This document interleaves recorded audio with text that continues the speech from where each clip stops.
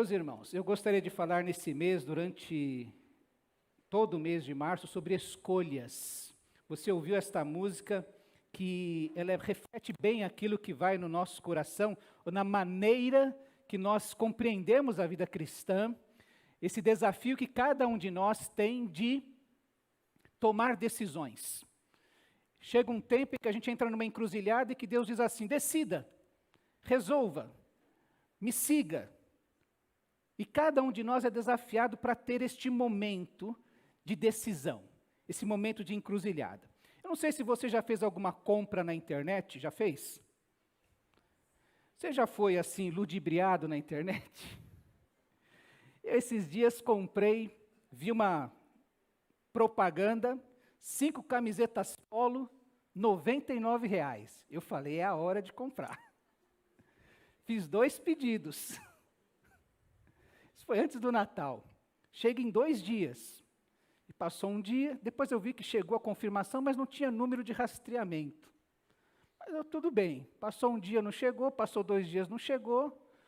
E eu achei estranho, aí comecei a entrar, achei um site que fala, eu estou tentando lembrar o nome do site, mas que até me cadastrei lá para ver informações sobre a loja. Reclame aqui, eu acho que é isso, reclame aqui. E aí comecei a ver 1, 2, 3, 4, 5 reclamações, que aquilo não chegou, que aquilo não foi entregue, e começou, eu falei, meu Deus do céu, ainda bem que eu comprei no cartão, só ia vencer no mês seguinte. Aí entrei em contato, manda e-mail, manda WhatsApp, ninguém responde, não tem nada, e foi um parto, e fala com a operadora do cartão, e foi difícil. Chegou no dia do vencimento, tive que pagar aquele valor. O rapaz do cartão falou, o senhor paga, a gente vai dar um crédito para o senhor. Depois o senhor vai ver o que vai acontecer com essa loja. Mas depois eu fui descobrir que toda hora aparece a mesma propaganda. Pode entrar no seu Facebook, você deve encontrar isso lá. 5 camisetas do Jacarezinho, Lacoste, né? Por R$ 99.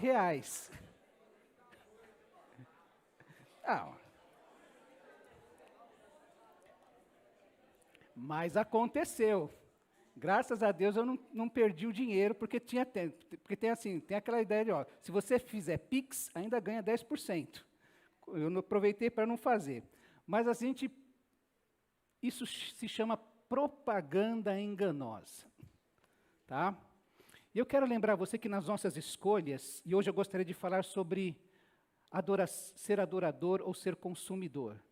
Porque existe um engano em muitas coisas que nós fazemos e ouvimos. E nós vivemos hoje um tempo em que a gente tem um mercado religioso. Assim como tem um mercado que vende sapato, blusa, roupa, pingente, bijuteria, um monte de coisas, livros, existe também um mercado religioso. E se chama mercado religioso esse conjunto formado por ofertantes e demandantes. Gente que oferta alguma coisa, gente que demanda, que deseja os bens e serviços religiosos. A sociologia estuda isso e entende a igreja como um fornecedor de bens religiosos, de experiências religiosas e de produtos mesmo. Você sabe que tem igrejas que vendem camiseta, CD, livro, e vira um comércio tremendo. Existe um filósofo moderno que fala que o consumo é uma espécie de terapia, uma maneira de fugir da velhice e da rotina. Então nós percebemos que o consumismo, ele é uma forma de fugir da realidade, da rotina que se impõe a todos nós, não tem como fugir dela, e da velhice, que por mais que você use botox, pinte o cabelo, faça exercícios, ela vai chegar, não tem como você escapar disso. E essa ideia, então, desse mercado religioso, desse consumismo que faz parte da nossa sociedade, dessa sociedade hipermoderna, onde todo mundo tem que consumir, e faz do consumo uma terapia para fugir da realidade, faz com que a religião se transforme também no mercado. E as pessoas comecem a correr atrás de algo que faça com que elas fujam da realidade. Existem experiências religiosas que querem nos fazer não enfrentar a realidade, mas fugir dela. passar um tempo, 2 horas de culto, onde a gente foge da realidade e não onde a gente é preparado para enfrentá-la, esta realidade. O mercado religioso oferece uma falsa saída, então, para enfrentarmos a realidade da caminhada com Cristo, uma falsa saída para a vida cristã, uma falsa saída para o discipulado. Lembre-se que a salvação é de graça, ou é pela graça, mas o discipulado tem um preço. Você precisa negar a si mesmo, pegar a sua cruz e carregá-la. Então eu queria pensar no primeiro instante, eu quero falar sobre adorador ou consumidor. Que existe uma oferta que é falsa, uma propaganda enganosa, que é marcada por alguns aspectos. Eu sei que quando você recebe assim, o médico pede um exame para você, você vai no Google para saber o que esse exame quer avaliar. E quando chega o exame pronto, você vai ver aquele diagnóstico, vai descobrir tudo que está escrito ali, o que significa. Então, eu quero te dar uma receita hoje para você fazer uma verificação da sua vida. Se por um acaso não existe, ao invés de adoração, está havendo apenas uma intenção de consumismo dos bens religiosos. Primeiro aspecto, então, é essa adoração da insatisfação. É uma adoração que não gera satisfação, que não gera contentamento, que é falsa todo o tempo. Você vai se lembrar, eu quero aqui meditar sobre aquele encontro da mulher samaritana com Jesus, porque Jesus chega num determinado momento e ele diz assim: no entanto, está chegando a hora, e de fato já chegou, em que os verdadeiros adoradores adorarão o Pai em espírito e em verdade. São estes os adoradores que o Pai procura? Deus é espírito, e é necessário que os seus adoradores o adorem em espírito e em verdade. A adoração, aquilo que é uma adoração falsa, que simplesmente revela o consumismo, ela não cura, ela mantém a nossa divisão, porque ela não cura exatamente essa divisão interior que existe dentro de nós. Nós somos seres humanos naturalmente divididos, e a nossa divisão, essa fragmentação que nós vivemos, daquilo que nós desejamos, nós não gostaríamos de desejar alguns desejos maus, mas nós desejamos. Nós gostaríamos de fazer algumas coisas, mas nós fazemos exatamente aquilo que não desejamos, diz o apóstolo Paulo, inclusive. Então, nós somos esses seres fragmentados. O ser humano, ele é assim. E essa divisão não é prazerosa. É por isso que Paulo, quando fala dela, fala assim: miserável homem que eu sou, eu vivo nessa divisão. O bem que eu quero fazer eu não faço, e o mal que eu não quero fazer é esse que eu acabo fazendo. Isso é uma situação miserável. E essa falsa adoração acaba gerando, não resolve isso, não cura isso na nossa vida. É uma insatisfação crônica, porque você adora, adora, adora, e nada é colado, nada é restaurado, nada é curado na sua vida. Adoração após adoração após adoração. Tudo volta ao mesmo ponto de partida. E isso gera uma insatisfação crônica na gente. Porque a falsa adoração não promove restauração. A gente adora e não muda nada. Essa mulher samaritana conhecia muito de teologia, da teoria, mas era uma teologia que não direcionava a sua vida, não mudava a sua vida. Ela continuava pulando de relacionamento em relacionamento, sem encontrar satisfação, mesmo conhecendo profundamente a teologia, a lei do seu tempo. Ela vivia pensando num tempo futuro, quando o Messias haveria de vir, e ela não percebia, apesar da sua adoração, do seu conhecimento, aquilo que Jesus estava falando diante dela. Esta hora já chegou.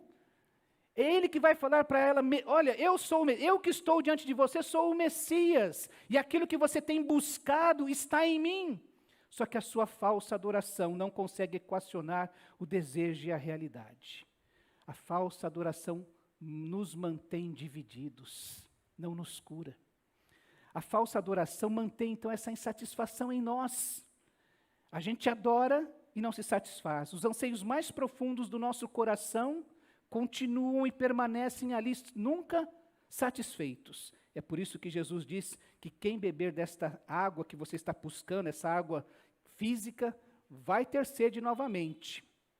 E é por isso que a mulher responde: Senhor, dá-me desta sua água que o Senhor está dizendo, para que eu nunca mais tenha sede e nem precise voltar a este lugar para tirar água.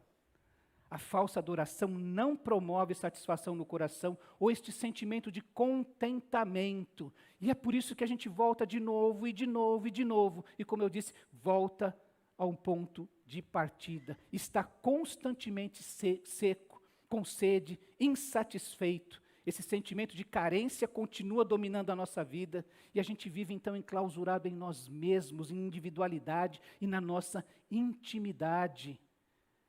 A falsa adoração nos mantém na insatisfação e nos mantém numa discussão interminável.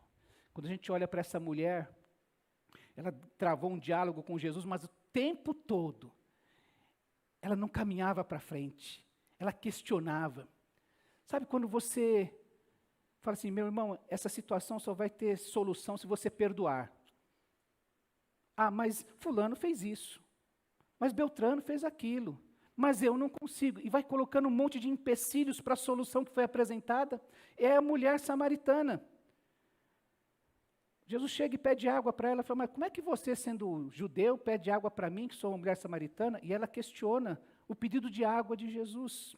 Um pouco mais para frente, quando Jesus oferece uma água que vai satisfazer realmente a sua vida, uma água viva, essa água corrente, abundante para ela. Ela perguntou: mas o senhor não tem poço? Não tem como tirar água do poço?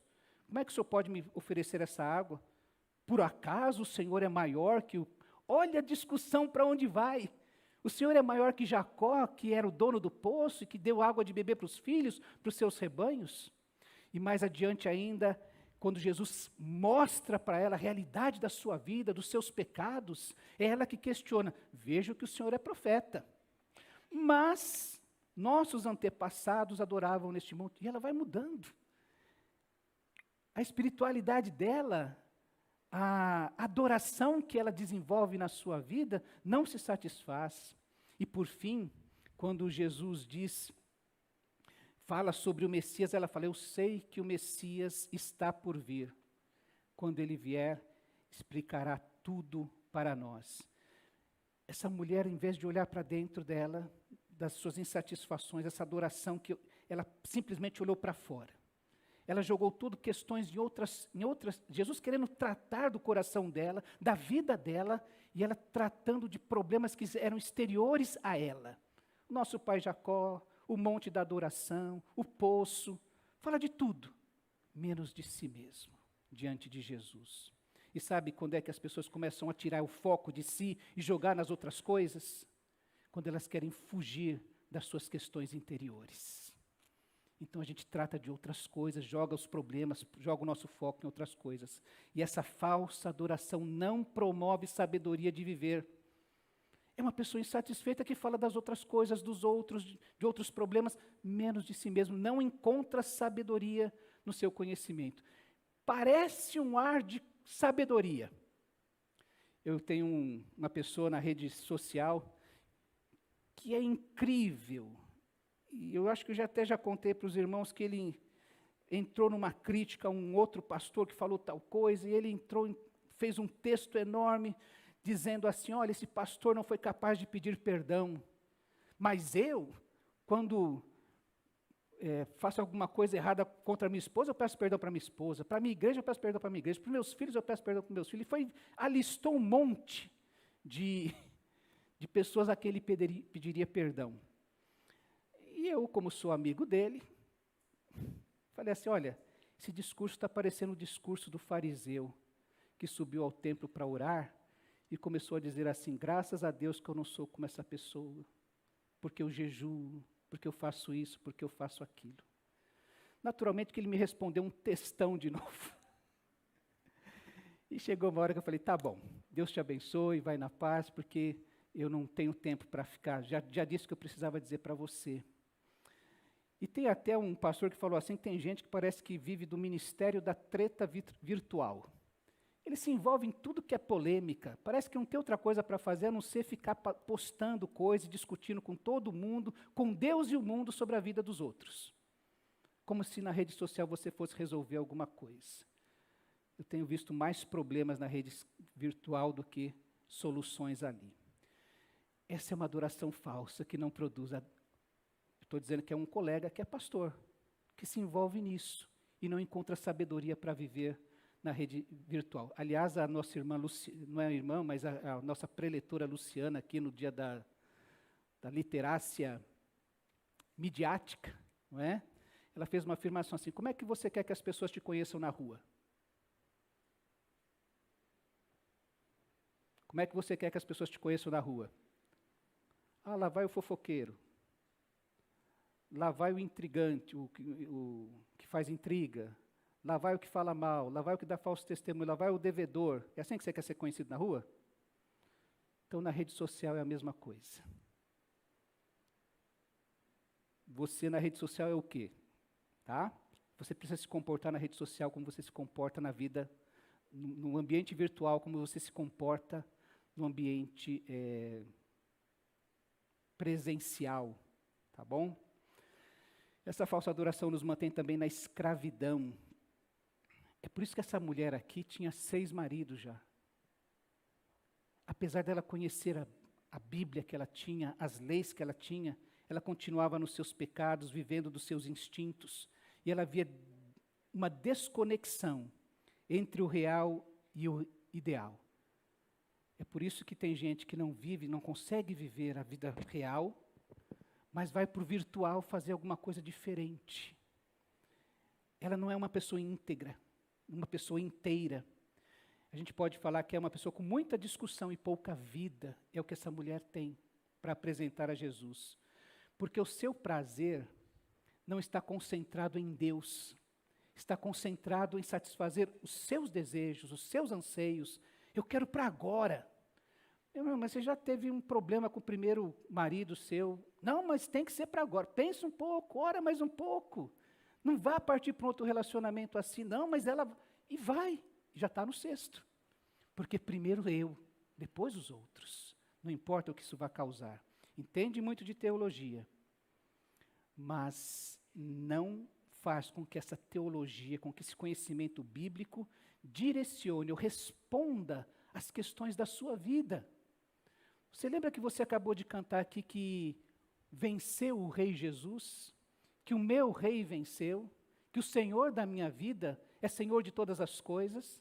E quando chega a hora de você encontrar na resposta que o Rei tem para a sua vida, aquilo que vai te direcionar, você dá um passo para trás. Não, Senhor, não se envolva com a minha vida. Tem adorador, inclusive, que diferente dessa mulher, nem cita a Bíblia. Eu acho. Mas por que você acha isso? Não, porque eu acho. Porque eu gosto, porque eu sinto, porque é o meu desejo, porque são os meus instintos. E é esse tipo de adoração que nos mantém na solidão, nos isola dos outros. É uma adoração autocentralizada. Lembre-se que aquela mulher veio sozinha ao meio-dia, um momento em que não tinha mais ninguém, não podia vir ninguém com ela. Porque ela pensava que sabia o que estava fazendo. Esses dias eu conversava com alguém que falou exatamente isso, mas eu não sabia o que eu estava fazendo. Eu falei, eu sabia que você não sabia o que estava fazendo. Mas o que eu vou fazer? Você falou que sabia o que estava fazendo. E é o que Jesus fala para essa mulher. Mulher, você que sabe o que está fazendo da sua vida, você já está no seu 6º relacionamento, você vem aqui ao meio-dia para não encontrar com ninguém, você vem aqui porque você anda isolada dos outros, porque você é uma mulher de uma fama duvidosa, você não é aceita na sociedade como deveria ser. Aí Jesus fala para essa mulher assim, se você conhecesse o dom de Deus, porque essa mulher sabe muita coisa, mas não conhece a Deus. Sabe muita coisa a respeito de Deus, mas não conhece a Deus. Esse era o problema dela. Eu sei que o Cristo há de vir. Você sabe, mas você não percebe que já chegou o tempo. E que esse que está conversando com você aqui agora, é o Cristo, que você acha que ainda vai vir. É esse tipo de adoração que gera a igreja do eu sozinho. Porque além de ser igreja do meu jeito, tem que ser do meu jeito de tal maneira que só eu caibo nela. Mais ninguém.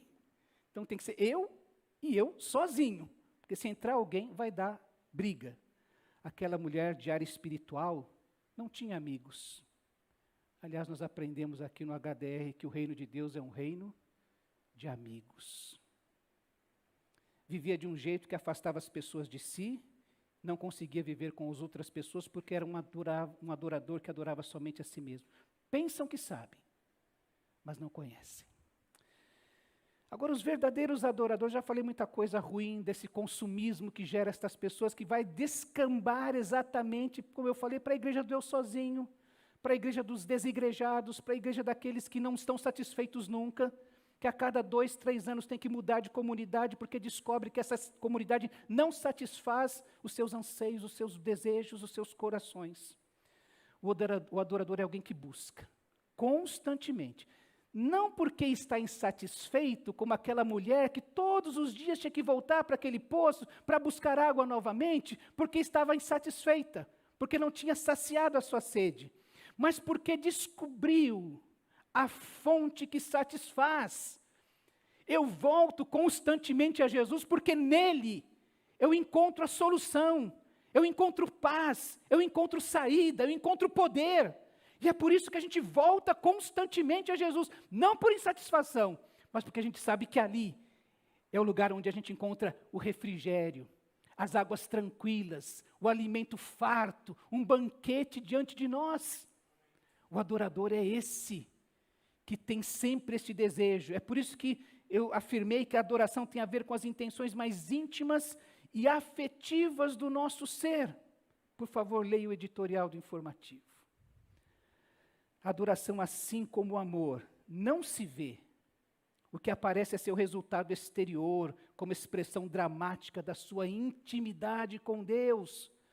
O adorador vai dar uns frutos que revelam que ele veio da presença de Deus. Você lembra de Moisés quando descia do monte e o seu rosto transfigurava que ele esteve na presença do Todo-Poderoso, do único Deus? É assim que o adorador faz. Ele não chega aqui para ser motivado a adorar, depois que o grupo cantar, depois que alguém ministrar, agora eu vou adorar. O coração dele chegou aqui da presença de Deus. É por isso que quando a gente vem num culto e a gente sai reclamando, sabe o que aconteceu? Nós prestamos uma falsa adoração. Nós não adoramos a Deus, nós não entramos na sua presença, porque nós também não vimos da sua presença. Só há vida no culto quando há culto na vida. Não adianta você passar a semana inteira sem ter contato com Deus, fazendo as coisas erradas na sua vida, e chegar num culto e querer que Deus fale com você. Cultive isso, prepare o ambiente. Eu me lembro quando eu fui pedir a Rosângela em namoro. A gente foi voltar de namoro. Tinha namorado, era bem adolescentezinho, né? Depois ficamos separados 5 anos. Aí a gente se reencontrou. Falei, vamos tomar um sorvete? Gelateria Itália. Isso marca a vida da gente, né? São 35, vamos para 36 anos. Sabe o que eu fiz naquele dia? Eu acordei cedo, um sábado, lavei meu fusquinha branco, encerei o fusquinha, tirei os tapetes do carro, lavei todos, e aí ficou molhado uns lá, tive que secar com ferro, os cantinhos do tapete. Você não sabia disso, mas deu um trabalhão para te impressionar. E aí, perfume no carro, aspirador, preparei tudo. Cheguei no horário, para a gente ir na Gelateria Itália. Preparar um ambiente, para impressionar o outro, para dizer assim, olha, veja como eu te amo. Veja que eu quero bem você, veja que eu desejo você. E sabe, o adorador faz isso com Deus. Ele está disposto a fazer coisas diante de Deus, não porque ele quer ganhar a Deus, mas porque ele quer demonstrar a Deus o quanto ele ama a Deus. É por isso que quando você tem cansaço de orar, e você encontra outra pessoa que acorda nas madrugadas para falar com Deus, essa pessoa está dizendo e não está revelando para ninguém que ela ama a Deus, simplesmente. A adoração, eu disse que eu tenho a impressão que a adoração é como uma pérola que é o resultado de algo provocado no interior da ostra. cai ali uma partícula estranha, um parasita, um grão de areia, e o molusco começa a criar camadas até que finalmente ele envolve aquele ser estranho dentro dele e ele gera uma pérola. Sabe?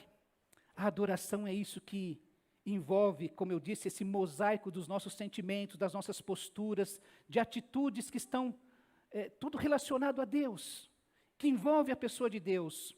Nosso interior se sente provocado. Você acorda de madrugada, não porque o pastor falou que o adorador acorda de madrugada, essa madrugada eu vou colocar o despertador para acordar cedo para ser um adorador. Não é isso. Eu estou falando que o nosso coração simplesmente deseja isso. E você desperta, e você assume, e você se dedica, e você se oferece a Deus. O nosso interior é provocado, o nosso coração fica inquieto. E aí as nossas ponderações, as nossas memórias, as nossas reflexões, tudo vai se acumulando. Até que Deus finalmente ilumina a gente. Abre o nosso entendimento, desvenda o nosso olhar. E nós então irrompemos em adoração, em louvor, em falar bem do nosso Deus. Você fala, se eu estava aqui chorando, lamentando, pedindo uma solução para Deus, e de repente Deus deu. E você levanta alegre, feliz, pronto para cantar, porque Deus se manifestou para você. A adoração gera isso em nós. Ela parte do nosso interior, de um interesse que o meu coração seja mudado. Que o meu coração seja mudado. Que o meu relacionamento com Deus cresça. O adorador, ele passa por uma transformação interior. Mais do que exterior, ele passa por uma transformação interior.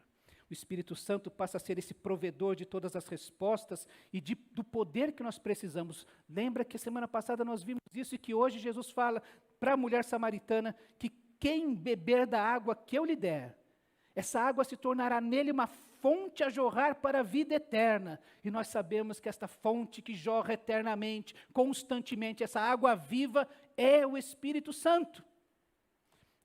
Pronto a tomar a vida de qualquer daquele que crer. O consumidor, ele volta todos os dias insatisfeito. Eu vim de novo aqui porque eu não fui satisfeito. E se eu não encontrar a satisfação que eu quero aqui, eu vou ficar pulando de lugar em lugar, e de pregador em pregador, e de técnica em técnica, e nunca vai encontrar satisfação. Mas o adorador está diariamente diante daquele que o satisfaz. Ele está motivado por causa disso. Ele se rende em adoração, porque a adoração é exatamente se render, é rendição.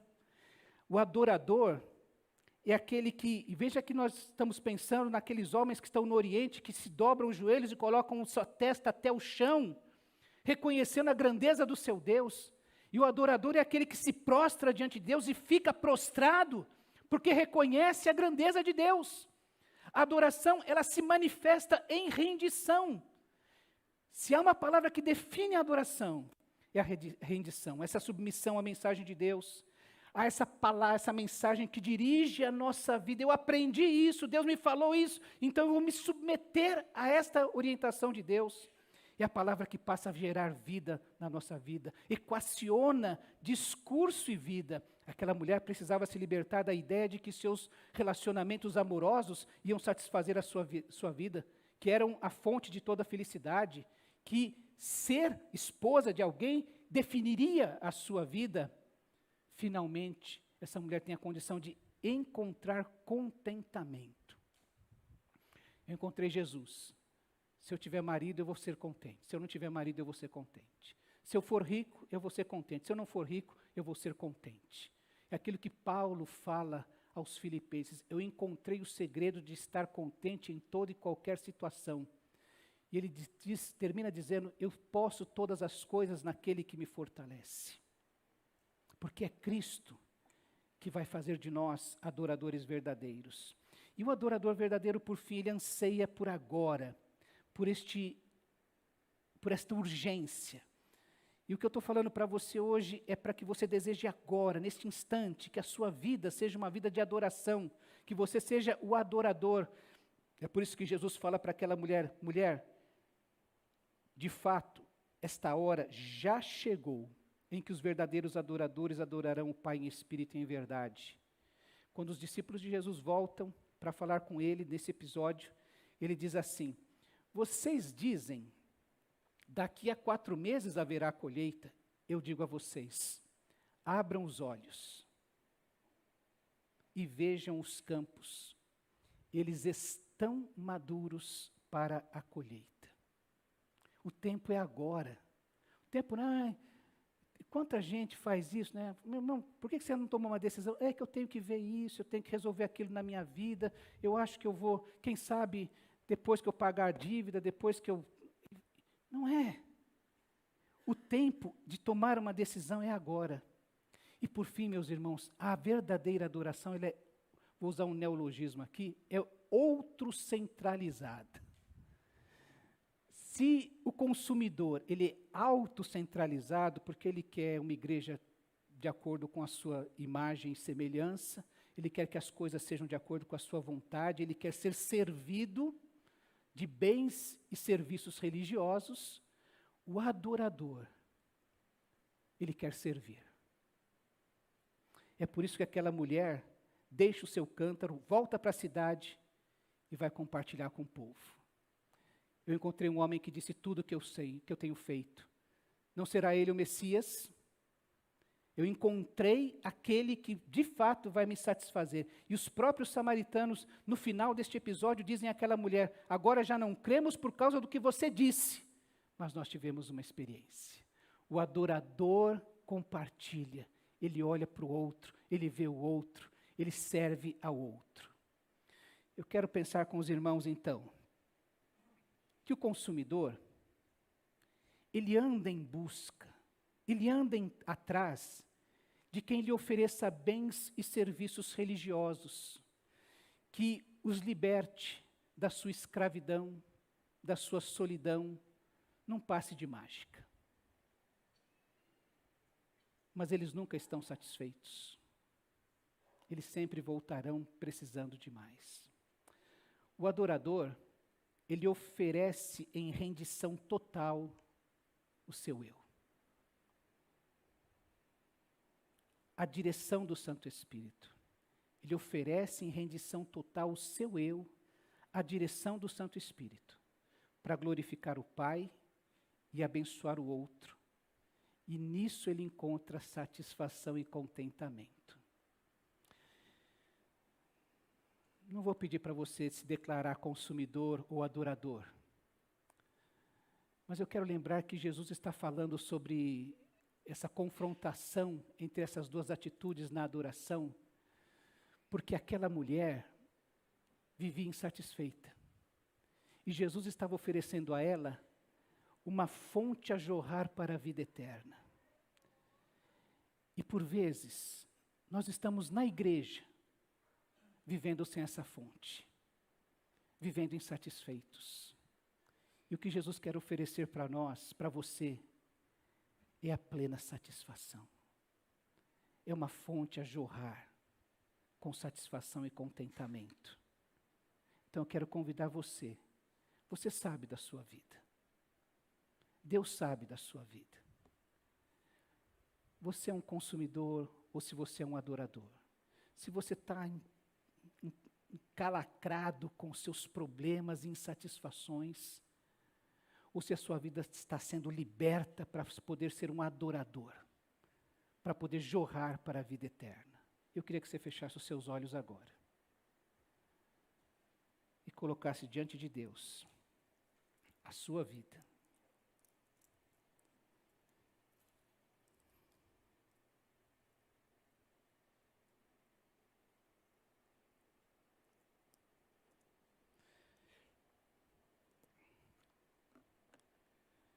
Pai querido, nós te agradecemos o privilégio de nos reunirmos na Tua presença e de poder receber de Ti, ó Deus, uma saída, uma solução, um caminho que traga plena satisfação para a nossa vida. Ouve a nossa oração, ó Deus, e não permita que a gente fique tratando de outros assuntos que não o nosso interior. que não aquilo que nos torna e nos faz verdadeiros adoradores do Senhor. Que a nossa vida possa ser plenamente satisfeita, Senhor, em Cristo Jesus. Faz de mim um verdadeiro adorador, ó Deus. É a minha oração no nome precioso do Senhor Jesus. Amém.